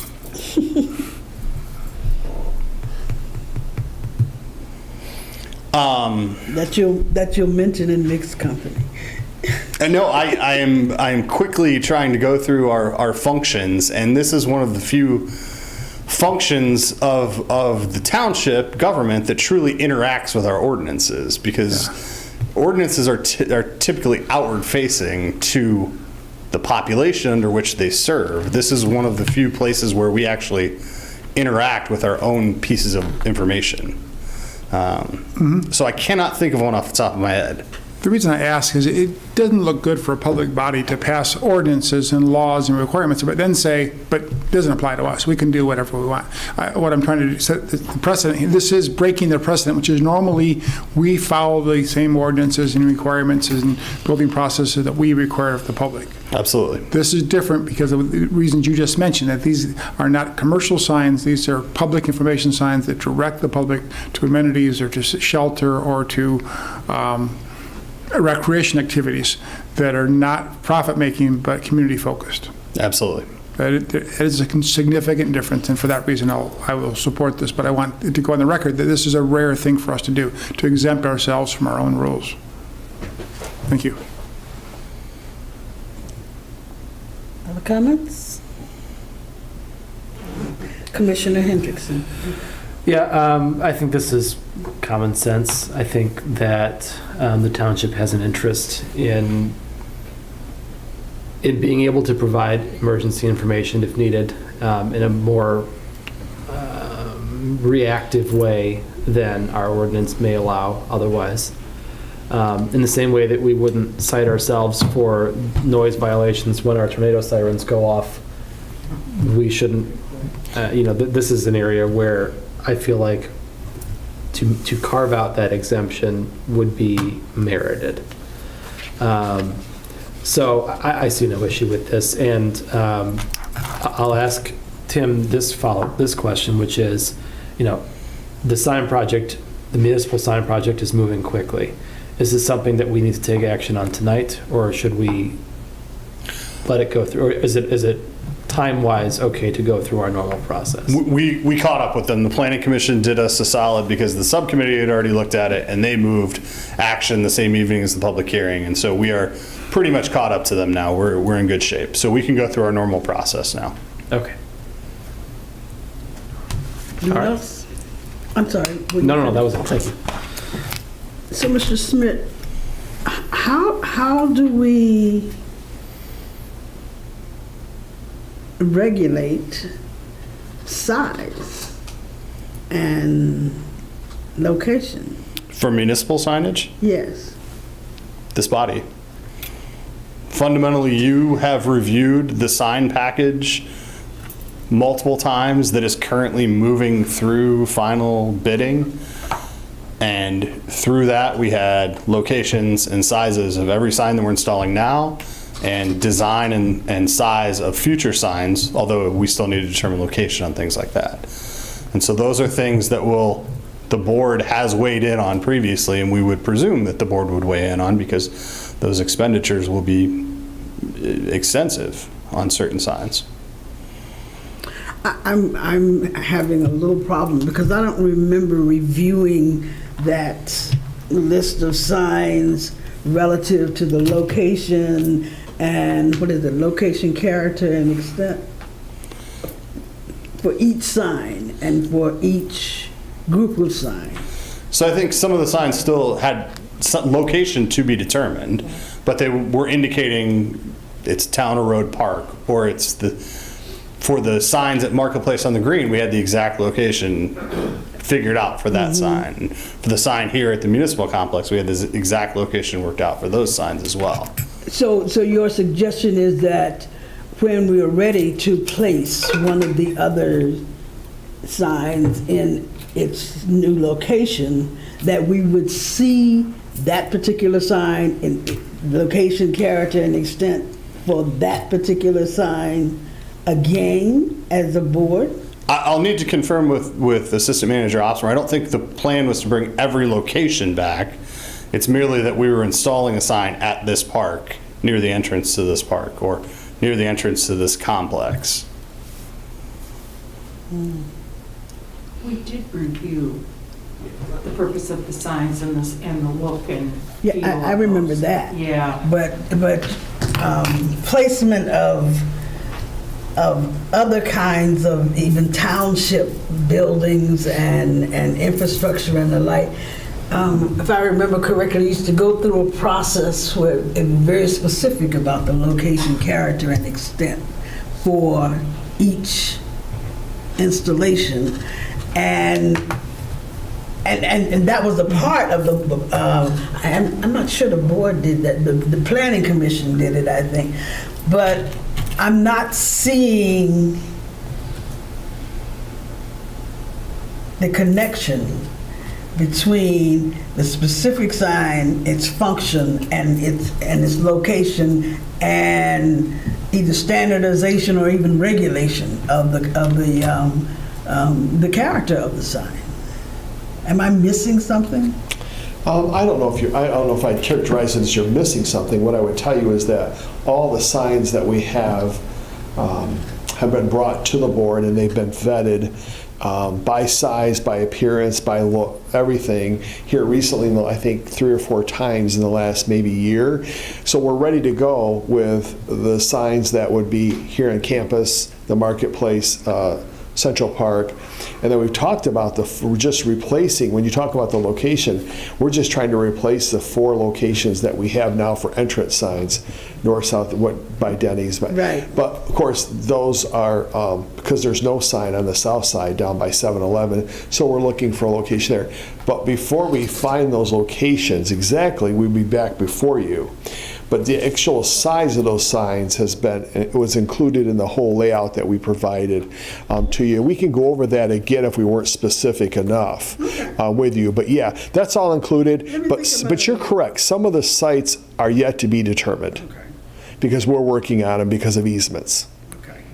Yeah. But when we get ready to put those signs in, we find the location, and then that location and the design of that sign goes to planning for vetting or whatever. It would come to the board because we're all set with that whole plan has been developed. All the signs we've determined all of our signs where they'll be, and also where the signs go into different parks and stuff. But once we get the process started on replacing our signs, which has been, I think, Clerk Guthrie was probably in her 14th year with the township when we started that project many years ago. Once we get to that point, we would bring those back when we determine the locations. We just don't have them at this time.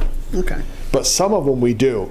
And we've already talked about the 2 that would be illuminated, one on campus here and one at the Marketplace. That's true. Yeah. Okay. Okay, thank you. Thank you. And I would add that the Planning Commission did review a special use permit for the Marketplace sign and the sign here on campus because they had changing message signs. And we still we're following that process to be consistent with how we treat private businesses. Right. Okay.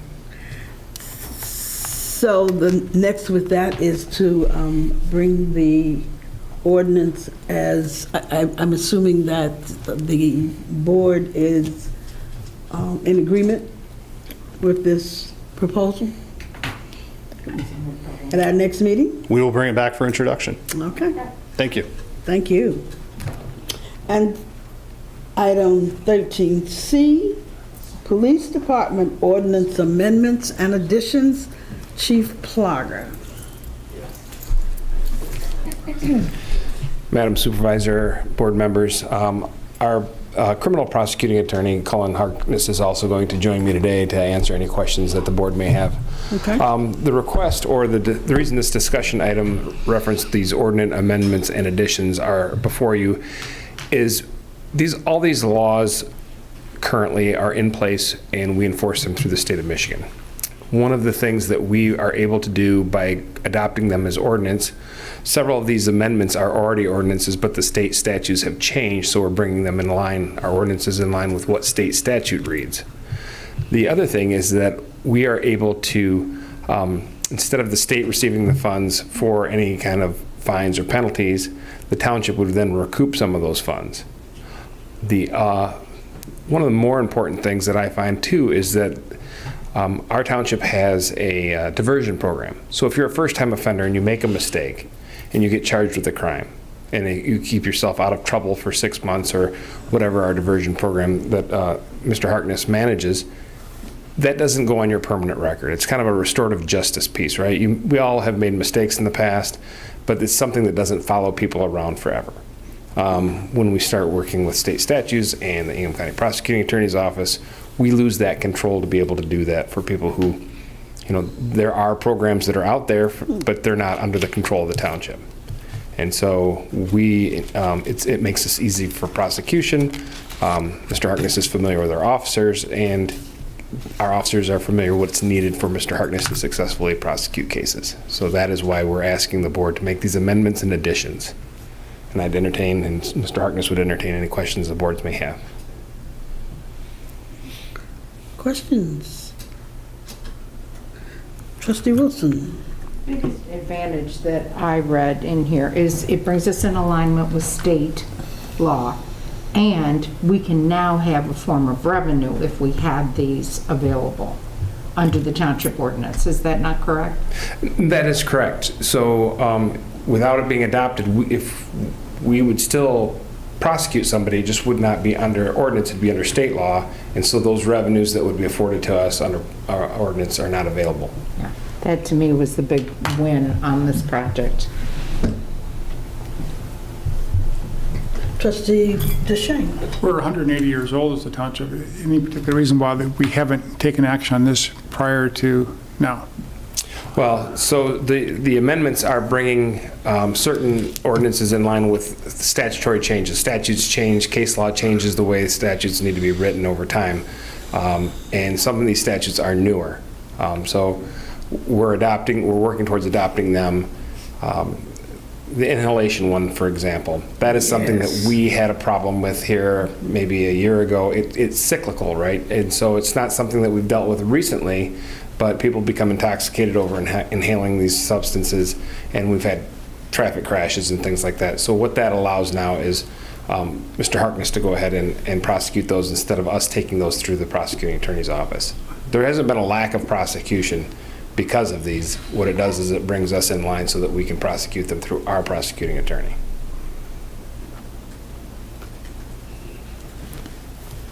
And using our prosecuting attorney, we have more control over the sentencing. I would ask Mr. Harkness to speak about sentencing. Resolution, sentencing, punishment, resolution. I would say we have total control over resolution, barring an unfavorable ruling from a judge. Okay. But generally, beyond a sentencing recommendation in a plea agreement, we usually don't participate in sentencing unless a matter proceeds to trial. If it proceeds to trial, we participate in sentencing, or the caveat to that is I'll say if we have a victim crime and we have, such as an assault, and we have an actively participating victim, then we absolutely participate in sentencing generally with the victim there. Okay. Okay. Mr. Duchesne. Are these a mix of both misdemeanors and felonies? No, they're all misdemeanors. Under the Charter Township Act, we're limited to misdemeanors. Okay.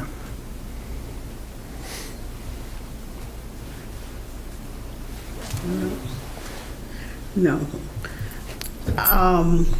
I can support this action because we're already doing the work, and this just gives us a little more control over several aspects of that.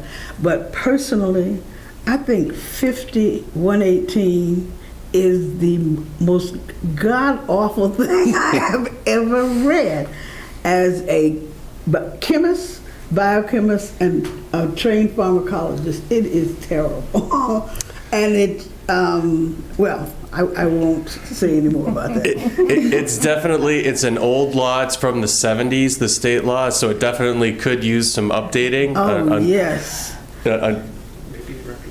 And, you know, and as Chief Plaga just pointed out, maybe I'll have to talk to our state reps. You know, and as Chief pointed out, the reason that that one would be beneficial to us, and as you, as a biochemist would know, the problem with the inhalants is they're not like alcohol or other scheduled controlled substances in that they dissipate from the bloodstream so quickly. By the time officers get on scene to deal with the situation, it's already out of their system. And so for purposes of prosecution for like operating while intoxicated, while in an ideal world there'd be something there, when you're huffing cans of dust off and whatever, it's already gone. And so rather than have those individuals not have any kind of oversight or supervision and getting the help that they need, we can use this particular ordinance to at least hold them accountable, get them on probation, have them participate in some substance programming, things of that nature. Okay. And just to Treasurer Duchesne's point, this, with the adoption of these ordinances, this should make the township will have adopted every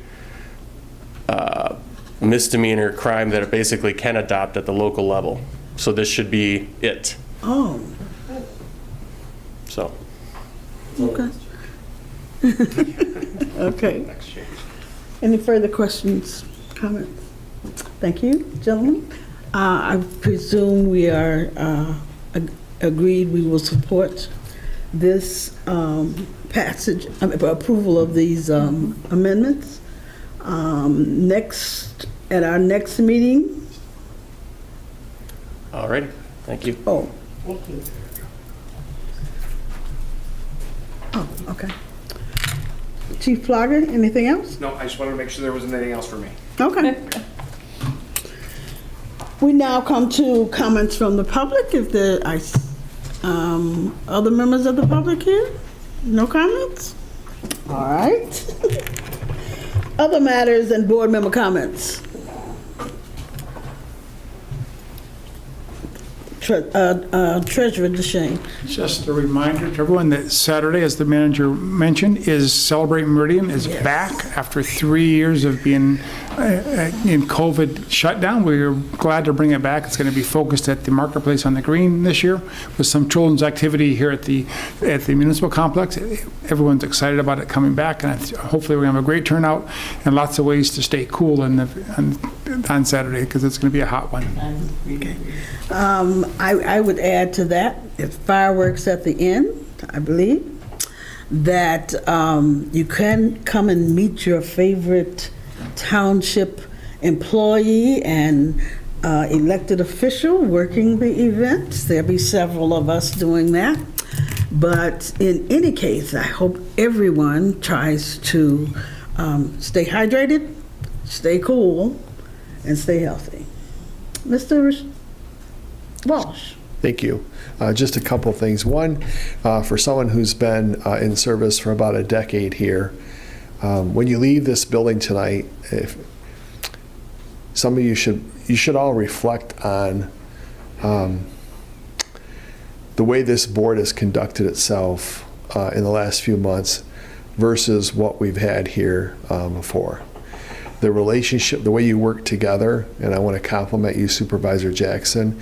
You've really done a nice job in your first few months as supervisor. And as the clerk knows, she's been here twice as long as I have and has seen a lot of tumultuous times with this board. And it's really rewarding to me as the manager who reports to all of you to see the way you work together. So I appreciate that, and it's worth saying. Thank you. And finally, just a note to you and to the public, our schedule is going to be different the next 2 months. We aren't on our same schedule. In July, we're going to meet on the 12th and 26th, not the July 5th because of the holiday. So again, in July, the 12th and 26th, and then in August, we're off a little bit as well because the election is on August 2nd, which would be the first Tuesday. So that meeting will be on Thursday the 4th. So the meetings in August are scheduled for the Thursday the 4th and Tuesday the 16th. So both the next 2 months are a little bit different. Thank you very much. Thank you for those reminders. Trustee Hendrickson. Thank you, Madam Supervisor. So I'm glad that the manager mentioned the upcoming election because that is coming up very quickly. In Meridian Township, a large percentage of, as the clerk knows, a large percentage of our voters choose to vote by absentee ballot. And those will be coming out in the next week or so here, being mailed to those who have requested them. And I wanted to take a moment simply to, first of all, encourage everyone who is able, who is a qualified registered voter, to exercise their right to vote. It's how you have a say in what it is that, who it is that's up here deciding on what it is we do. And the second thing I wanted to mention was simply related to one of the ballot initiatives that's coming up. And I want to encourage everyone, without advocating one way or the other, I want to encourage everyone to be very careful to read through the ballot initiative very carefully. Because on this ballot initiative, it is to regarding adult use marijuana. A vote yes is to opt out of adult use marijuana in the township, and a vote no is to allow adult use marijuana. And I feel like that's something that when you're first looking at it, it's not readily apparent that is the case, and I want to make sure that voters are well informed. If they have questions, my email's available to you. You're welcome to reach out at any point. I'm sure any of us would be happy to talk about what's on the ballot. And I would encourage you to do so because we want to make sure that, we've got very informed voters here in Meridian Township. We want to make sure that you've got all the best information, all the information that you need in order to exercise your right to vote. But regardless of whether you reach out to us, make sure you exercise your right to vote via absentee ballot or in person at the polls. And Clerk Guthrie will be shortly informing you, and as the treasurer mentioned, through our tax bills, we'll be informing residents where those polling places are. So, thank you. Thank you. Anyone else? Then I'll entertain a motion to adjourn. Support. All in favor? Aye. Opposed? We are adjourned.